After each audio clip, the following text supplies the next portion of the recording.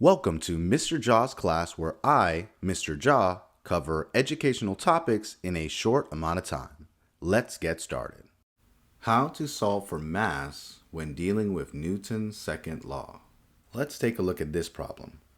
What is the mass of an athlete that jumps with an acceleration of 20.07 meters per second squared after applying a force of 1,305.53 newtons? Before we get to the problem, be aware that you can't just watch these videos and learn the equations. So please make sure you get your notebook and pencil and write down the steps. That way you don't just memorize what to do, you understand why we do what we're doing. This will be more beneficial in the long run. And if you know someone who needs help with these problems, please feel free to share it with them. Let's get to the video.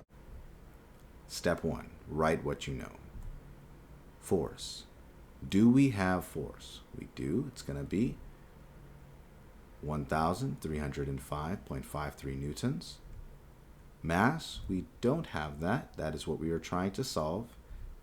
And then the acceleration is 20.07 meters per second squared. Then, step 2. Plug in your values to the formula. The formula for Newton's second law is going to be force is equal to mass times the acceleration. So we just plug in those values. Force goes there, and then acceleration goes there.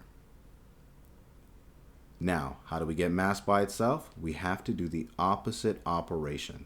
Right now, mass is being multiplied by acceleration, so we need to divide by the acceleration. That cancels it out.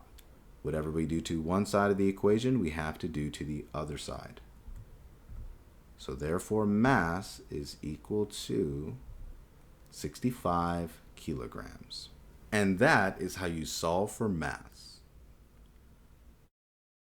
Thank you for watching the video. Attention science teachers. Want some free physics resources for your classroom? Click the teacher link in the description. And as always, thank you for liking, commenting, and subscribing.